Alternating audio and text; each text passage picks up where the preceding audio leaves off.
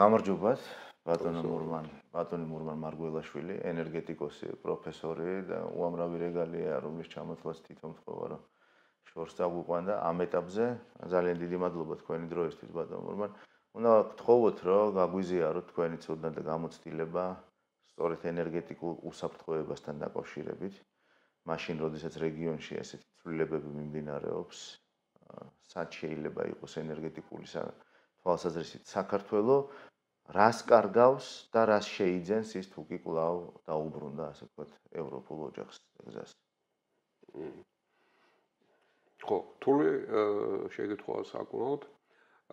ენერგეტიკული უსაფრთხოება ჯერთი მრავალი ასპექტი აქვს და ეს ლიტერატურაში ვნახოთ, 100-ზე მეტი განმარტება აქვს, ყველა ქვეყანას თავისი აქვს, თავისი გარემოებთან შესაბამისი და ამიტომ ერთიანი ესეთი უნივერსალური პასუხისმგებელი ეს არის ჩამოსაყალიბებელი. მოდით ორ გარემოებაზე შევჩერდეთ. ერთი არის მოკლევადიანი ენერგეტიკული უსაფრთხოება, ეს არის მიწოდების უსაფრთხოება. რაც არის მაგალითად ის, რომ ბოლო ხანებში განსაკუთრებით გამწვავდა, აი მაგალითად ჩემი გამოცდილებიდან, ხან სახლში, ხან სამსახურში, ხან ერთ ადგილას, ხან მეორე ადგილას, ხან დენი წყდება, ხან წყალი წყდება, ხან გაზი წყდება. აი ეს არის მიწოდების უსაფრთხოების ესეთი მოკლევადიანი, რომელიც პირდაპირ მომხმარებელზე მოქმედებს და ეს არის ერთ-ერთი პრობლემა დაგროვა, რომელიც აჩვენებს, რომ რაღაცა პრობლემები დაგვიგროვდა სისტემაში. მეორე არის უფრო გრძელვადიანი პოლიტიკური უსაფრთხოება.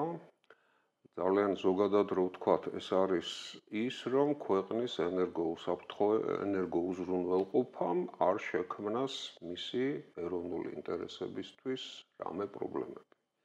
და ამის დაცვები, ამაზე მუშაობა, გრძელვადიანი დაგეგმვა, რისკების შემცირება, აი ეს მეორე ასპექტი არის უფრო პოლიტიკური ასპექტი, რომელიც გრძელვადიანი დაგეგმვით, გრძელვადიანი პოლიტიკით, პარტნიორობით და ასე შემდეგ, აი ამ სხვადასხვა თვალსაზრისით უნდა იქნას უზრუნველყოფილი. ხა თქვენ შეკითხვა ესე დასვით, რომ თქვათ ევროკავშირთან დაახლოება რას გვაძლევდა ალბათ ამ მიმართულებით და რა შეიძლება დაიკარგოს თუ კი ევროკავშირთან ასე გაგვიურესდება მდგომარეობა, აღარც პარლამენტის წევრობის პერსპექტივა გვექნება და ესეთი ფაქტიურად დაპირისპირებული რიტორიკით არაპარტნიორული ურთიერთობებით ვიქნებით. აი ხა პირველ ასპექტს რო დავუბრუნდეთ, ესე იგი მოკლევადიანი უსაფრთხოება და როგორ მუშაობს ჩვენი სისტემა. ენერგეტიკული სისტემა რთულია ძალიან, იქ ელექტრობოთი შედის, გაზი შედის, სხვა ენერგიის წყაროები და ასე შემდეგ. და არის დამოკიდებული უამრავ ტექნიკურ და კომერციულ ფაქტორებზე. და ამათი ერთობლიობის მართვა, რომელიც ჩამოყალიბდა უკვე როგორც ევროკავშირის ენერგეტიკული კანონმდებლობის სახით. იქ არის ელექტრობის კანონები, გაზის კანონები, ბაზრის წესები, ქსელის წესები, გრძელვადიანი დაგეგმვის წესები, როგორ უნდა გქონდეს უზრუნველყოფილი მაგალითად რეაგირება საგანგებო მდგომარეობებზე და ასე შემდეგ. მთელი წყება არის დოკუმენტებისა, რომელიც ჩვენ გადმოღებული გვაქვს უკვე. საქართველოს არის ენერგეტიკული გაერთიანების წევრი, ეს არის ორგანიზაცია, რომელიც ამზადებს ქვეყნებს ევროკავშირის ენერგეტიკულ ბაზართან ჰარმონიზაციისთვის.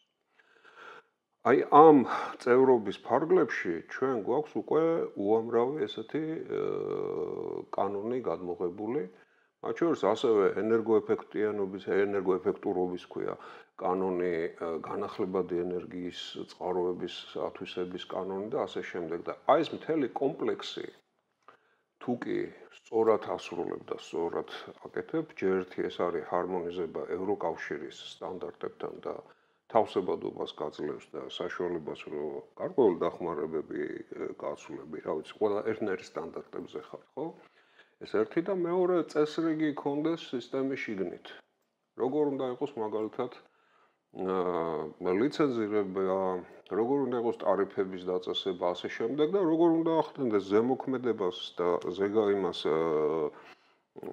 მეთვალყურეობას მარეგულირებელი კომისია, ერთი მისი ფუნქციები რა არის და ეს მარეგულირებელი კომისია როგორ უნდა უზრუნველყოფდეს იმას, რომ ჩვენ აი ესეთი რამეები არ გვემართებოდეს თუნდაც მოკლევადიან პერსპექტივაში. ხო, აი ეს წესები და სტანდარტები ბუნებრივად მოითხოვს მაღალ დისციპლინას, ორგანიზებულობას და ევროკავშირთან დაახლოების პროცესი სწორედ ამას გარკვეულწილად გვაძალებდა. წინააღმდეგ შემთხვევაში ახლა მოგეხსენებათ, რომ თუ კი არ არის მკაცრი კონტროლი, არის ყოველთვის მცდელობა და სურვილი ჯერ ერთი ჩვენთან მაღალია პოლიტიკური გავლენები მარეგულირებელ კომისიაზე, ეს ამ მთავრობის ამ ხელისუფლების პირობებშიც ესე განსაკუთრებით გაძლიერდა და წინაშიც ძალიან ძლიერი იყო. ანუ აი ამას უშლიდა ხელს გარკვეულწილად იმ ენერგეტიკულ გაერთიანებაში წევრობა, რომ ენერგეტიკა, რომელიც უნდა იყოს ესეთი მკაფიო წესების დაცვით არა პოლიტიკური სფერო, არამედ კომერციული საბაზრო სფერო, ხო? ეს იყოს დაცული პოლიტიკური გავლენებისგან. აი ეს არის ერთ-ერთი პრინციპი. ეხლა ამის დარღვევა ხდება, გაგრძელდება და ნუ კიდე რა ვიცი, შეიძლება სხვადასხვანაირი ჩარევები და კორუფცია ყოველთვის მოგეხსენებათ, ყველგან სადაც კი მოსუსტდება ყურადღება, იქ იჩენს ხოლმე თავს და დასამალი არ არის, ეს ყველა ქვეყანაშიც ხდება, მაგრამ როდესაც მეტი საშუალება აქვს იქ კიდე უფრო ადვილად ხდება.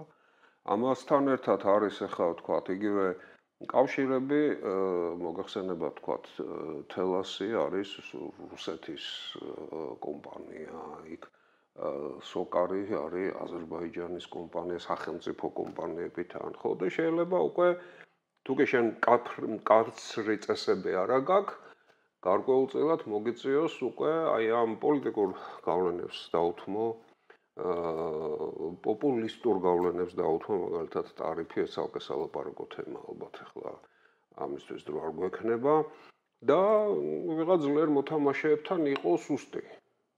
შესაბამისად ეს აი ამ მოკლევადიან მიწოდების უსაფრთხოებაზე ესეთ გავლენას მოახდენს, მე მგონია, თუ ესე გაგრძელდა და საშიშროება არის, რომ ის მკაფიო და მკაცრი კანონმდებლობა, რაც ჩვენ მივიღეთ, ის უკვე არც ისე აღვასრულოთ, როგორც არის საჭირო და კიდევ ბევრი უნდა მიგველო და მომზადებულიც არის მათ შორის. ეხლა არის მომზადებული და ხელი არ მოეწევა წყალბადის სტრატეგია, მომზადებული არის განახლებადი ენერგიის კანონის ცვლილება, რომელიც უნდა შესაბამისობაში მოსულიყო ეხლა ევროკავშირის უკვე ბოლო კანონთან და ასე შემდეგ, ხო და ეს პროცესი დაახლოებისა, ну, შეიძლება ამ თავს ასეთ გაჩერდეს და საბოლოოდ ეხლა სამწუხაროა ძალიან, რომ ჩვენ ვერ ხედავთ ნიშნებს, რომ ჩვენთან იყოს აი მმართველობის მკაცრი, ესეთი როგორც ვთქვათ, დისციპლინირებული და გამჭვირვალე, გასაგებ პრინციპებზე დამყარებული მმართველობის სისტემა. აი ეს თუ მოირღვა, მერე უკვე ელოდეთ იმას 90-იანებში რაც იყო, იმიტომ რომ პირადი ინტერესი ყოველთვის არსებობს, ნაცნობობა ყოველთვის არსებობს და თუ კი იმას არ უდგას წინ ესეთი მკაფიო კანონმდებლობა, ეს ყოველთვის გზას მოძებნის, მერე რომ რაღაც კერძო ჯგუფების და კერძო პირების სასარგებლოდ საზოგადოებრივი ინტერესი დაირღვეს. ეხლა მოდით გადავიდეთ აი მგრძელვადიან უსაფრთხოებაზე. მგრძელვადიანი უსაფრთხოება ეს არის რამდენად უსაფრთხოდ იღებ შენ, თქვათ, იმ ენერგიას, რომელსაც მოიხმარ და ეს ხო არ ახდენს პოლიტიკურ გავლენებს, ეკონომიკურ გავლენებს, ან სხვა რა გავლენები შეიძლება იყოს უსაფრთხოებაზე ხო არ მოქმედებს და შენ ეროვნულ ინტერესებს როგორ შეიძლება რისკები შეუქმნას ამ პროცესმა. აი ქვეყნები, რომლებიც არიან სრულად თვითკმარი ენერგეტიკულ, ცოტაა ძალიან ასეთი ქვეყნები, ისინი ამ ხრივ დაცულები არიან, იმიტომ რომ თავისივე რესურსებზე არიან ძირითადად ორიენტირებულები და ამიტომ ესეთი რისკები იქ ნაკლებია. სწორედ ამას ეძახიან ხოლმე გავრცელებული ენერგეტიკული უსაფრთხოება აღიქმება როგორც ეს. მაგრამ ამავე დროს ცოტა ესეთი ქვეყანა და უამრავ სხვა ქვეყანას აქვს სხვადასხვა პრობლემა იმის მიხედვით თუ როგორია მისი ენერგოუზრუნველყოფის სურათი. ჩვენ ახლა რო ვიცოდეთ მაინც სადღაც ჩვენი მთელი ენერგიის 44%, 45% არის ბუნებრივი გაზი, რომელსაც ფაქტიურად მთლიანად იმპორტით ვიღებთ. ეს არის აზერბაიჯანიდან იყო უმეტესობა და ეხლა რაღაცა გაუთანაბრდა უკვე აზერბაიჯანული და რუსული გაზი. სადღაც 27-26-28% ეს არის ნავთობპროდუქტები, რომელიც სხვადასხვა ადგილებიდან შეიძლება მივიღოთ, მაგრამ ბოლო ხანებში რუსული მიღება მატულობს ამ მიმართულებით და ჩვენი მთელი ეს ჰიდროპოტენციალზე რო გვაქვს ეს დიდი იმედები, ეს არის მთელი ენერგიის, მთლიანი ენერგიის, არა ელექტრობის, არამედ მთელი ენერგიის. სადღაც 80-82% ესეთი წლიდან წლამდე არის განსხვავებული, ხო? ანუ ჩვენი მთლიანი მოხმარების მხოლოდ ბოდიში ეს 82-83% არის ჰიდრორესურსები მთელი ელექტრობის და ელექტრობა მთელ მოხმარებაში არის 16-17%. ანუ ჩვენი მთლიანი მოხმარების სადღაც 16% ელექტრობა და სადღაც 20% იმაში 80% თუ არ გარე წყაროებზე დამოკიდებული. აი ეს განსხვავება კიდე არის ბიოგაზი, ანუ ბიომასა შეშა, რომელსაც ვიყენებთ, ხო? ეხლა ეს სურათი თავისთავად ქმნის იმას, რომ ჩვენ ასე დამოკიდებულები ვართ გარე წყაროებზე და რა შეიძლება ამან მოიტანოს ჩვენი ეროვნული ინტერესები. იმისთვის რომ შევაფასოთ, უპირველესად უნდა ვიცოდეთ რა არის ეროვნული ინტერესები და რა უსაფრთხოების რისკები გვიდგას, რომ იმას თან შევაჯეროთ უკვე ეს საფრთხეები, რაც შეიძლება აქედან მოდიოდეს. აქ ძალიან სამწუხაროა, რომ ჩვენ 2011 წელი იყო, მე მგონი, როდესაც ეროვნული უსაფრთხოების ანუ ჩვენ არა გვაქვს ჩამოყალიბებული ჩვენი ქვეყნის მთავარი საფრთხეები, რისკები რა არის და რა ინტერესი გვაქვს. ეხლა აქ უკვე, როდესაც ლაპარაკობ, შენ თუ არ იცი როგორი ქვეყანა ხარ და საერთოდ ქვეყანა როგორ ხედავ შენ მომავალს, ხო? იმ ხედვას რა შეუქმნის რისკს უკვე ძნელი შესაფასებელია. იმიტომ რომ ხა რა თქმა უნდა არ არის კომფორტული მდგომარეობა, როდესაც შენ გარედან ამდენ ენერგიას იღებ.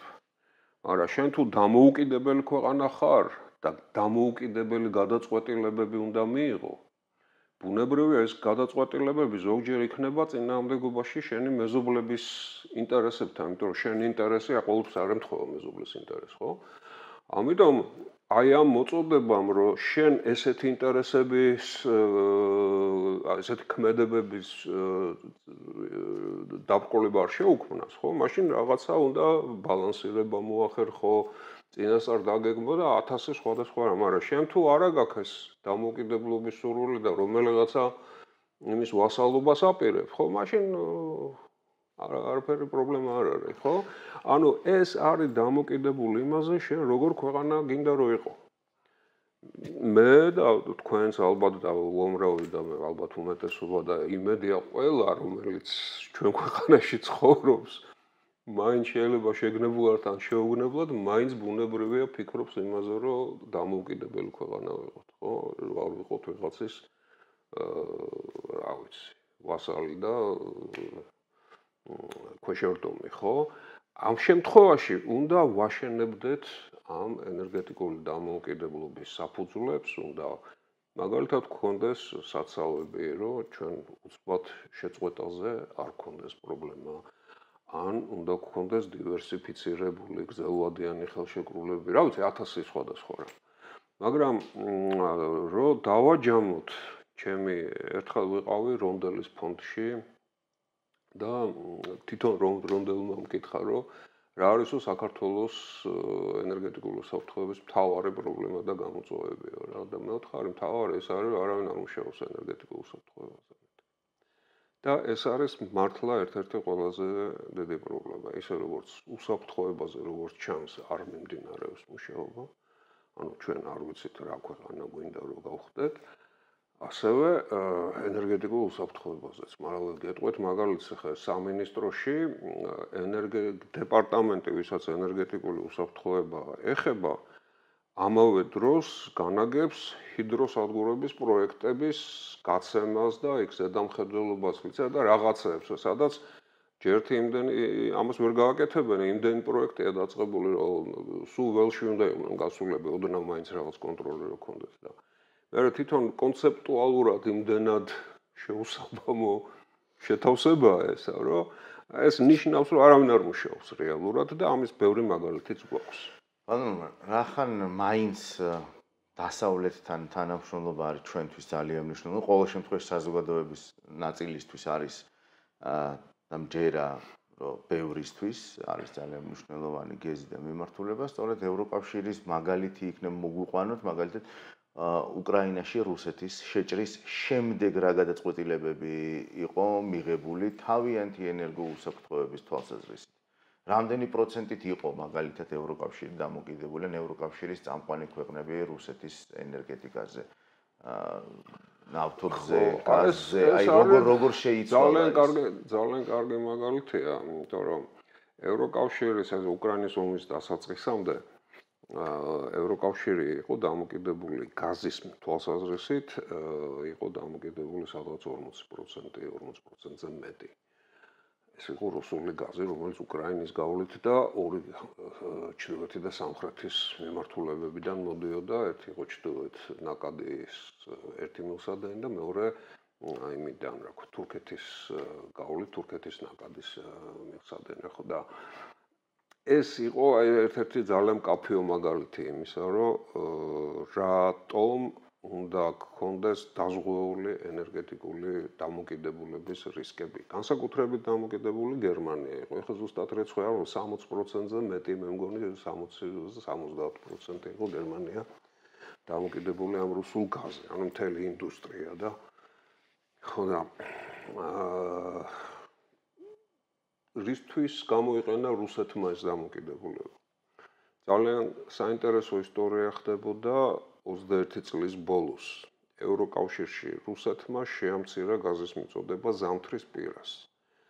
იმისთვის რომ ანუ ხელშეკრულებებს ასრულებდა როგორც ეკუთვნოდა, მაგრამ ქონდა ასევე ყოველ წელს ავსებდა ხოლმე გასაცავებს, იმიტომ რომ ზამთრის განმავლობაში რო უნდა. ისე გააკეთა, რომ გასაცავების შევსებას დაანება თავი, ანუ ევროპაში გააჩინა ზამთრის მოსალოდნელი დეფიციტი. 21-22 წლის ზამთარში. რატო გააჩინა? იმიტომ რომ ევროპაში კავშირი სუსტ პოზიციაში ყოფილიყო ენერგეტიკულ თვალსაზრისით და ეთყობა გათვლილი ჰქონდათ, რა თქმა უნდა, თავიდანვე, რომ აი თებერვალში რო უკრაინას დაარტყამდა, ევროკავშირს მაინც თავისი გაზის მიღების უპირატესობა ჰქონდა და აღარ ეფიქრა პრინციპული პოლიტიკური გადაწყვეტილებების მიღებაზე. საბედნიეროდ ეს ესე არ მოხდა. და მიუხედავად იმისა, რომ უდიდესი წნეხი დააწვა ევროპულ ენერგეტიკულ ბაზრებს, განსაკუთრებით ინდუსტრიას და განსაკუთრებით გერმანიაში, იმიტომ რომ ფასები ავარდა კატასტროფულად. ერთი პერიოდი იყო, რამდენიმე 1300-4000 ევრო იყო 1000 კუბური მეტრი გაზი, როდესაც ჩვენ ახლა ესეც კაი მაგალითია, ინგლისში 40 ევროთ ვაძლევთ რეგიონებში. ცალკე სალაპარაკო თემაა კიდე ჩვენი ფლანგველობა. ხო და ევროკავშირმა ძალიან პრინციპული პოზიცია დაიჭირა ამ გაზის თვალსაზრისით და ეტაპობრივად შეამცირა და უბრალოდ ეს მაგალითია იმისი, რომ როგორ შეიძლება ენერგეტიკული დამოკიდებულება იქნას გამოყენებული პოლიტიკური მიზნების მისაღწევად. ხა გასაგებია, რომ რუსეთი ვთქვათ, რასაც ფიქრობდა უკრაინა რო დაეპყრო, მიდიოდა მერე ევროკავშირის პოლონეთი, ლიტვა, ესენი ვთქვათ, აი ეს ამ ქვეყნებთან და უკვე შემდეგი ნაბიჯი ეგ იყო, ხო? აბა რისთვის აკეთებს ამ იმას, ხო? ხო და ჩვენ ესეთი გამოცდილება გვაქვს 2006 წლის მაგალითად, როდესაც მთლიანად ვიყავით სანამ აზერბაიჯანული გაზი გაჩნდებოდა ჩვენთან, მთლიანად რუსეთზე ვიყავით ელექტრობით და გაზით და ყველაზე ცივი ზამთრის, ყველაზე ცივ დღეს აგვიფეთქეს გაზის მოწოდების მილსადენი და ელექტროგადამცემი ხაზი და რატო? იმისთვის რომ შევეთრიეთ იმაში DST-ს წევრობაში და პოლიტიკური გადაწყვეტილება მიგვიღო რუსეთს დავქვემდებარებოდით პოლიტიკურად. ხო და აი მაშინ სწორედ ითამაშა რამ ჩვენთან ითამაშა იმან რომ პირიქით მოხდა ხალხის კონსოლიდირება გაუბრაზდით და ისე როგორც ევროკავშირში გაბრაზდნენ და დაუდგნენ წინ აი ამ ასეთ ცუდ ზეგავლენას. მაშინ ჩვენც გავბრაზდით, მოვითმინეთ, მერე მოგვეშველა ცოტა ირანის გაზი აზერბაიჯანიდან და აი ამ პოლიტიკურ ზეგავლენიდან თავი დავიცავეთ. თუმცა ეს ნამდვილად არ იყო კომფორტული არც ჩვენთვის, არც ევროკავშირს და უდიდესი ზიანი მიაყენა მაშინ ევროკავშირს. ნუ ჩვენც კაიმძიმე ზამთარის გატარება მოგვიწია. და ახლა როდესაც ყველამ დაინახა, რომ რუსეთი არის არასაიმედო პარტნიორი კი არა და აგრესორი და ამ თავის ენერგორესურსებს იყენებს როგორც წეწოლის ბერკეტს მთლიანად, რამდენად აქტიური ხდება მის აი ეს შემოვლითი მარშრუტები, აი ეს რაზეც არის შუა დერეფანი და ასე შემდეგ საუბარი და აი იქ როგორ ხედავთ მაგალითად საქართველოს როლს ამ მოცემულობაში და უახლოეს პერსპექტივაში? კარგი შეკითხვაა, მადლობა. ესე იგი, ეს გახდა ერთ-ერთი მთავარი, ასე ვთქვათ, ამოცანა ევროკავშირის, რომ რუსეთისგან დამოუკიდებლად ტვირთების მიღება და ამიტომ არის ამ შუა დერეფანზე ევროპαϊκ კავშირის ენაზე ეს არის Trans-Caspian International Transport Corridor, ანუ კასპიის გავლით ევროკავშირის გვერდის რუსეთის გვერდის აქცევით, რომ ტვირთების გატარება მოხდეს პირდაპირ ევროკავშირისგან. ამ დერეფანს მოგეხსენებათ გადის ცენტრალური აზიიდან კასპიის გამოვლით აზერბაიჯანი ჩვენზე თქვათ რკინიგზა ცოტა პატარა მანძილზეა და მერე თურქეთში გადის ეს სატრანსპორტო ნაკადები და ამის ასევე უმნიშვნელოვანესი ნაწილია ჩვენი პორტების გავლით სატრანსპორტო ნაკადების გატარება. სხვათა შორის ევროკავშირმა ერთი თვე არ არის გასული მიიღო ახალი სტრატეგია იმისი შავი ზღვის სადაც შავი ზღვის უსაფრთხოების საკითხები და უსაფრთხოების ჰაბების შექმნის საკითხი აქვს წამოწეული ერთ-ერთ წინაპლანზე იმისთვის რომ უზრუნველყოს უსაფრთხოება ამ შუა დერეფნის სატრანზიტო ნაკადებისა. ეხლა რაც შეეხება ენერგეტიკულ ნაკადებს აქ ცოტა ისეთ ბევრ რაღაცასთან არის ცოტა რთულად არის საქმე. რატო? იმიტომ რომ ჯერ ერთი ევროკავშირი მთელ მსოფლიოში ეძებს ალტერნატივებს და მკვეთრად გაზარდა გათხევადებული გაზის ინფრასტრუქტურა. გათხევადებული ეს არის ჩვეულებრივი ბუნებრივი გაზი, რომელიც გაციების მერე თხევადდება და ტანკერებით შეიძლება მთელ მსოფლიოში მათი გადაზიდვა სხვადასხვა ადგილებიდან. ყატარი, რაც ბევრი ქვეყანაა, რომლებიც ამ გათხევადებულ გაზს აწარმოებენ და ამიტომ ეს რუსეთზე დამოკიდებულება ნაწილობრივ ჩაანაცვლა გაზის თვალსაზრისით, ნაწილობრივ ჩაანაცვლა აი ამ გათხევადებული გაზის მიღებით, მაგრამ ასევე მილსადენის გაზის მიღება უნდა და მაგალითად აზერბაიჯანთან ბალკანეთის ბევრ ქვეყანას აქვს დადებული ხელშეკრულება, რომ მოწოდება მოახდინოს აზერბაიჯანმა ბუნებრივი გაზის. ევროკავშირის ისა რა ქვია, პრეზიდენტი ურსულა ფონ დერ ლაიანი აზერბაიჯანში იყო ჩასული და ურთიერთგაგების მემორანდუმს მოაწერეს, რომ გააორმაგონ გაზის მიწოდება. ოღონდ აზერბაიჯანული გაზი ჯერ ერთი ეხლა არის რიცხვები რო ვთქვათ 400 მილიარდი კუბური მეტრიდან, რომელსაც ევროკავშირი მოეხმარდა. აზერბაიჯანული გაზი, რომელიც ჩვენი გავლით მიდის, ეს სამხრეთის გაზის დერეფანი ქვია ამას, იტალიამდე გადის, 400-დან არის მხოლოდ 10. აი ამ 10-ის გაოცებაზე იყო ლაპარაკი, მაგრამ სამწუხაროდ ახლა ამას ჭირდება ინვესტირება, ამგრძელვადიანი კონტრაქტები და მთელი სისტემის აწყობა იმისთვის, რომ ეს მოხდეს. თორე ეს ძალიან კარგი იქნებოდა ჩვენთვის, იმიტომ რომ ჩვენ ამ მილსადენით გამოგასული გაზის 5% გვერგება კარგი შეღავათიანი ფასით, რაც ჩვენთვის ძალიან საშური იქნებოდა, რა ქვია. იმიტომ რომ 26 წლიდან ჩვენ გვიმცირდება ორი ხელშეკრულებაა, რომელიც სამხრეთ გაზის დერეფნისდან ჩვენ გუთვნილ გაზს განსაზღვრავს, ერთ-ერთ ზღვადაგაზის 26-ში და საკმაოდ დიდი ნაწილი 500 მილიონი კუბური მეტრი გაზი შეგვიწყდება ესეც შეღავათიანი გაზი და ამიტომ რაღაც ალტერნატიული ისენი უნდა ვიფიქროთ, რომ ძალიან ფასები არ წავიდეს წინ. მაგრამ სამწუხაროდ ეს ვერ ხორციელდება, იმიტომ რომ ინვესტიციები არ ხდება. არის დიდი წყარო კასპიის გადაღმა, ეს არის თურქმენეთი, რომელიც მე-4-მე-5 ქვეყანა არის მსოფლიოში გაზის მარაგებით. მაგრამ იქაც ინვესტირება არის საჭირო, იქაც ტრანსკასპიური მილსადენის აშენება საჭირო და ესეც საკმაოდ რთულად არის მიღწევადი. ამის გარდა და ამის საპირწონედეს ვერ იქნება, იმიტომ რომ ძალიან დიდი ენერგიის ნაკადებია ეს, რაზეც მე ვლაპარაკობდი, გაზის სახით. არის ახალი მიმართულება წამოწყებული, ეს არის განახლებადი ენერგიიდან მიღებული ელექტრობის და პერსპექტივაში როდესმე წყალბადის ექსპორტის შესაძლებლობები. რაც ასევე უნდა გაყვეს აი ამ შუა დერეფნის მარშრუტს. და სწორედ ამის ერთ-ერთი გამოხატულება არის ის შავი ზღვის კაბელი, თუ გაქვთ გაგონილი, ეს არის, რომელიც უნდა 2024-ში პროექტი არის, რომელიც შესწავლა წინასწარი არის დამთავრებული, უნდა საქართველოსდან შავი ზღვის ფსკერზე უნდა გაიდოს რუმინეთამდე 1.3 მეგავატია და ეს უნდა გახდეს აი ამ მწვანე ენერგიის, მწვანე ელექტრობის მიწოდების ერთ-ერთი გზა. ოღონდ ამას სჭირდება იმ მწვანე ენერგიის გენერაცია, შესაბამისად ქარის, მზის და ჰიდროსადგურების მშენებლობა ჩვენთან.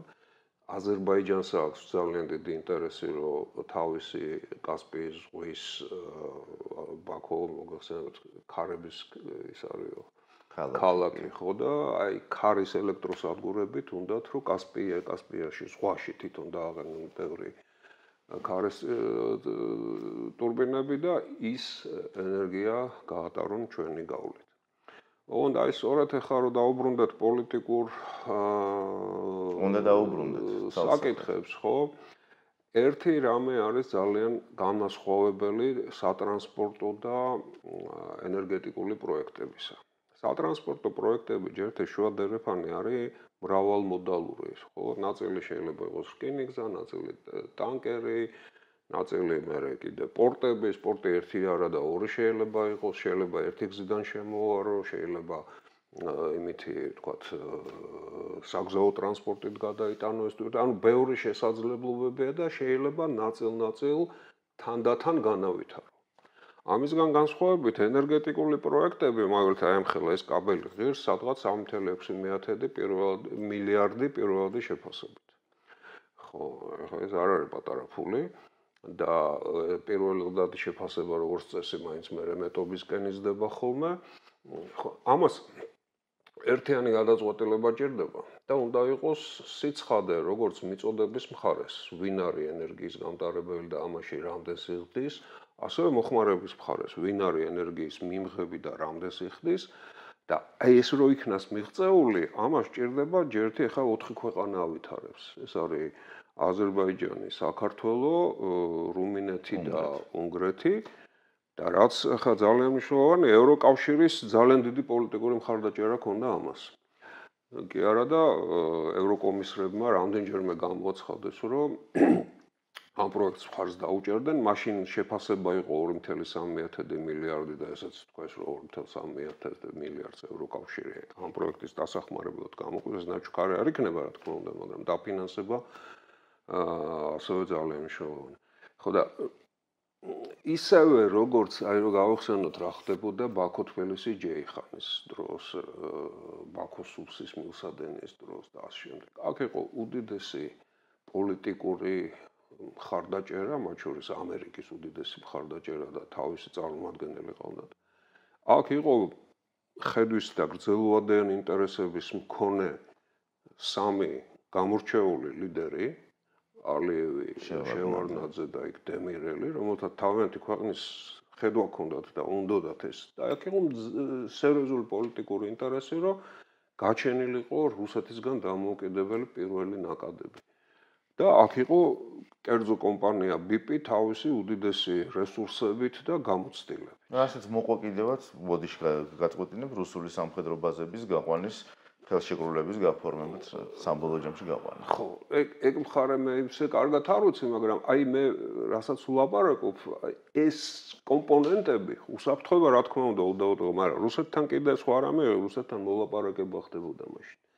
იმიტომ რომ რუსეთთან მოლაპარაკება მოხდა იმაზე, რომ უდიდესი ნაწილი აზერბაიჯანული ნავთობისა მაინც რუსეთის გავლით, ნოვოროსიისკის გავლით წასულიყო და ეს იყო ასეთი კომპრომისი და მაგრამ ამან შეაძლებინა და დაიძრა ეს ყველაფერი, იმიტომ ეს უდიდესი ინვესტიციის, უდიდესი პოლიტიკური მნიშვნელობის და უსაფრთხოებასთან დაკავშირებული პრობლემა. ეხლა დღეს შავი ზღვის უსაფრთხოების საკითხი ბევრად უფრო რთულია განსაკუთრებით, როდესაც ოჩამჩირესთან ახალ იმას აშენებს რუსეთი, რა ქვია, საზღვაო სამხედრო ბაზას, ხო? ანუ და იქ დაზიანება და ისა ძალიან ადვილად შეიძლება. ანუ რუსეთი ბევრად უფრო აგრესიულად არის ახლა განწყობილი. არც თქვათ ესეთი ძლიერი ბიზნესურის არ ჩანს და კერძო კომპანიის მონაწილეობა ჯერ ამაზე არ არის ლაპარაკი. ევროკავშირი კი აცხადებს, რომ ამას უჭერს, მაგრამ ამას ჭირდება სერიოზული არაფორმალური, არამედ მართლა სერიოზული ძლიერი მხარდაჭერის გამოჩენა. ანუ აი ეს ყველა ფაქტორი განასხვავებს ამ შავი ზღვის კაბელის ეხლანდელ პერსპექტივებს იმ მდგომარეობისგან, რაც იყო მაშინ. ახლა აქტიური ფაზა მიმდინარეობს ამ სიტუაციაში, როდესაც არაპარტნიორული ურთიერთობა გაქვს და როდესაც თქვათ ვერ ელაპარაკები, აი მომავლის ხედვა არა გაქვს ბოლოს და ბოლოს ჩამოყალიბებული რაღაცა რო დაუბრუნდეთ იგივე უსაფრთხოების კონცეფცია არა გაქვს ამ შენ ქვეყანას არ მიდის რა ინტერესები აქვს და ანუ ღერძი არ არის შენი სტაბილურობისა, შიგა არასტაბილურობა არის, ხო? ეს ძალიან დიდ საფრთხეს უქმნის უკვე აი ამ კონკრეტულ პროექტს და არ ვიცი როგორი პერსპექტივა ექნება. ეს ძალიან დიდი რისკია ამ პროექტისთვის. ერთი მაჩვენებელი შეიძლება იყოს ის, რომ ეს პროექტი, შავი ზღვის კაბელის პროექტი შეტანილი არის ევროკავშირის ესეთი projects of mutual interest ქვია, საერთო ინტერესების პროექტი. ურთიერთ ინტერესებს. ხო და აი ამ სტატუსის მინიჭება ხდება სადღაც ამ შემოდგომაზე რა ოქტომბერ-ნოემბერში სავარაუდოდ. როგორც გარკვეული ინფორმაციებიდან ვიცით, ტექნიკური შეფასება ამ პროექტისა მიღება არ მიღებისთვის უკვე გაკეთებული აქვს ევროკავშირში და ახლა პოლიტიკური გადაწყვეტილება იქნება მისაღები. და აი ის პოლიტიკური გადაწყვეტილება ბევრ რაღაცას გამოაჩენს. ანუ თუ ეს პროექტი იქნა შეტანილი საერთო სიაში, ეს ალბათ უნდა გავიგოთ ისე, რომ ევროკავშირი აქაურობას არ ტოვებს და თავისი სერიოზული ინტერესის სფეროთ აპირებს, რომ იყოს და ჩვენთან გქონდეს ეს ურთიერთობა, მათ შორის ენერგეტიკული. თუმცა აი ეს მრავალი განუზღურება, რა თქმა უნდა, ასე უცბად არ გადაწყდება და უბრალოდ ეს აჩვენებს ევროკავშირის განწყობას, რომ ჯერ არ განებებთ თავს. თუმცა იმ ყველა რისკის გათვალისწინებით მე რაც ჩამოთვალე და იმ მახასიათებლების გათვალისწინებით, თუ ასე გაგრძელდა თქვათ ჩვენი და პოლიტიკური კურსი, ან შიგა მმართველობის კურსი, ან პოლიტიკური გადაწყვეტილებების მიღების სისტემა და სტილი და ესეთი არასტაბილური იქნა, გაუგებარი იმგენზე რა ქვია პრინციპებზე დამყარებული, მაშინ მე არ მგონია რომ დიდი პერსპექტივა გქონდეს ამ პროექტს. ეხლა, მაგრამ ეს ერთი პროექტი არ არის კიდე ესეც არის გასათვალისწინებელი. არის ბევრი დაინტერესებული მხარე. ჯერთი აზერბაიჯანზე გითხარით, რომ ჩვენ გატარებთ. ეხლა უზბეკეთი და ყაზახეთი მათ აქვთ ასევე აზერბაიჯანთან დადებული ურთიერთგაგების მემორანდუმი და მიმდინარეობს შესწავლა ახალი პროექტისა, რომ ცენტრალური აზიიდან გადმოიჭიმოს კაბელი აზერბაიჯანში. და აზერბაიჯანს რა თქმა უნდა, ეს იმათი იდეა და აზრი ის არის, რომ ეს გაგრძელდეს და წავიდეს ევროკავშირში. ანუ ჩვენი გავლით მეორე შესწავლა მიმდინარეობს აზერბაიჯანის მიერ, რომ ეს კაბელი, რომელიც ახლა რაზეც ვილაპარაკეთ, ეს არის უკვე გარკვეულ ეტაპზე მისული ყველაზე წინ წასული პროექტია და ის თქვა თუ განხორციელდა, კიდევ ერთი ბევრად უფრო დიდი კაბელის ჩადების პერსპექტივაზე არის შესწავლა, რომ შუა აზიიდან კასპიის გამოვლით აზერბაიჯანს, საქართველოს დაუკავშირდეს ევროკავშირს და პლუს ამავე დროს წყალბადის წარმოება ხდებოდეს, მწვანე წყალბადი, ანუ განახლებადი ენერგიის საშუალებით ქარის და მზის ენერგიით წყალბადის მიღება და ამის გაგზავნა ევროკავშირში, იგივე ან შეიძლება მილსადენებით, ან ეს ჩამოსაყალიბებელია.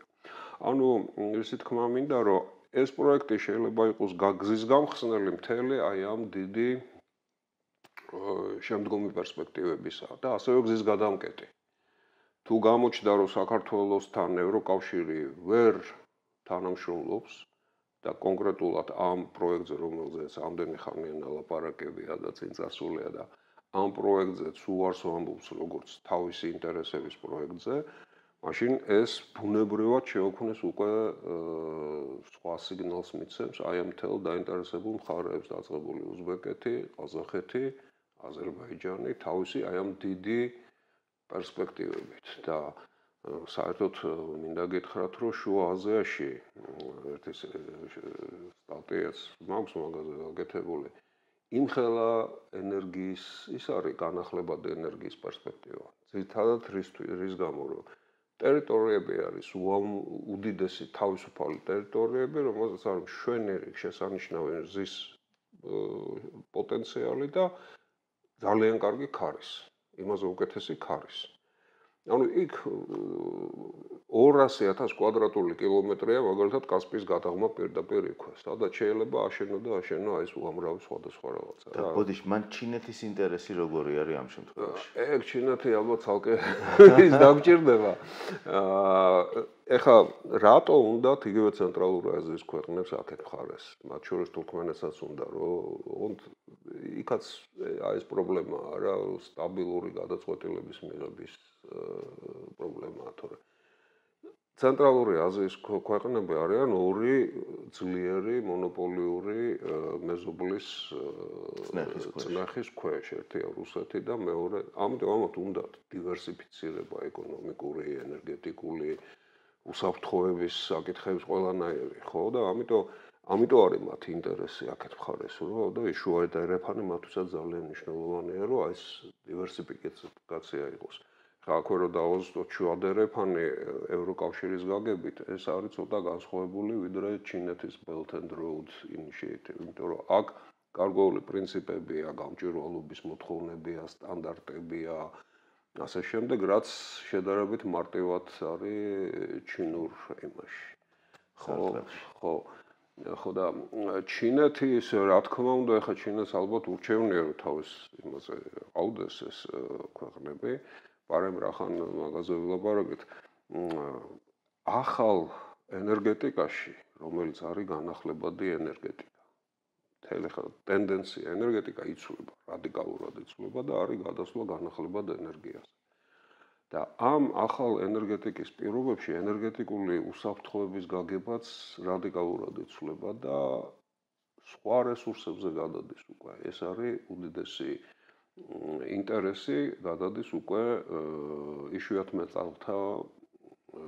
იშვიათ მიწათა მეტალებზე, კობალტზე, ალუმინი, სპილენზი, ლითიუმი, რომელიც აკუმულატორებისთვის არის საჭირო, ნიკელი, რა ვიცი, აი ამ რესურსებზე კონკურენცია არის გლობალური პრობლემა და სწორედ აქ ჩინეთი არის ერთ-ერთი მონოპოლისტი. მაგალითად, ის აკონტროლებს კობალტის წარმოების და კობალტი არის საჭირო იმისთვის, რა ქვია, ქარის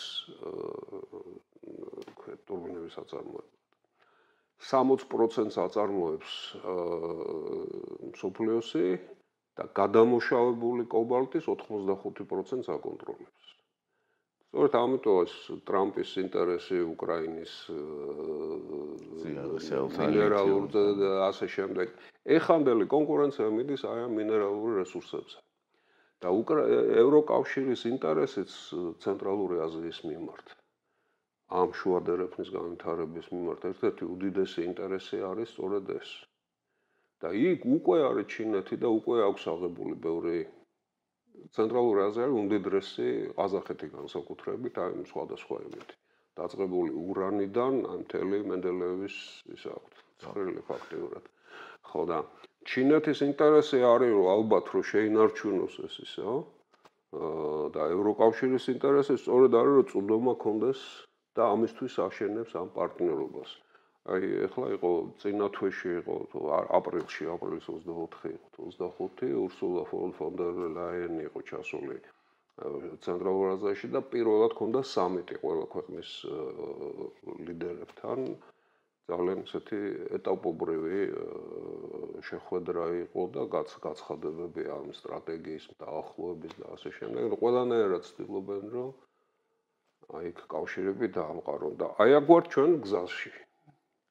ხო და ეხლა ჩვენ თუ გავხდეთ რუსეთის კონტროლირებადი ქვეყანა ამ მთელი ჩანაფიქრი ამისი რა არის რომ რუსეთის გვერდის აულის მოხდეს ხო თუ ჩვენ ღიად კონტროლირებადი ქვეყანა გავხდეთ მაშინ რუსეთის ნაწილი გამოვდივართ და ეს ინტერესი იკარგება თუ ფორმალურად ვიქენით თავისუფალი და დამოუკიდებელი, მაგრამ პრაქტიკულად გადაწყვეტილებები ისეთ რუსეთის ზეგავლენის ქვეშ ვიქნებით, ეს გამოიხატება იმაში, რომ თქვა დაიწყო შეიძლება პროექტები, მაგრამ მოხდება მე გადავადება იქ რაღაც დაგვიანება იქ გარემოს დაცვითი ისე პროტესტები იქ რაღაცები ბევრი რამე შეიძლება მან მოხდეს, მაგრამ ეს ყველამ შეიძლება თავისით დაინახოს კარგად ხო წინასწარ, ამიტომ აი რა პერსპექტივებს ხედავს ევროკავშირი მიუხედავად აი ამ დიდი ინტერესისა, რაც მას აქვს და როგორ დაალაგდება ენერგეტიკული connectivity ქართულად არ ვიცი დაკავშირებადობა ხო და სატრანსპორტო აი ამ პრიორიტეტებში როგორ ჩაჯდება ეს არის აი დიდი შეკითხვის საგანი ახლა ძალიან დიდი მადლობა. ეს არის თემა, რომელზეც შესაძლებელია უკიდეგანოდ საუბარი ცხადია და მით უმეტეს უსაფრთხოებასთან კავშირში, რადგან უკრაინაში ომი მიმდინარეობს და ჯერჯერობით არ უჩანს სამწუხაროდ დასრულების. ყველაფერი უკრაინაში წყდება. ყველაფერი უკრაინაში. დიდი მადლობა თქვენ. მადლობა თქვენ.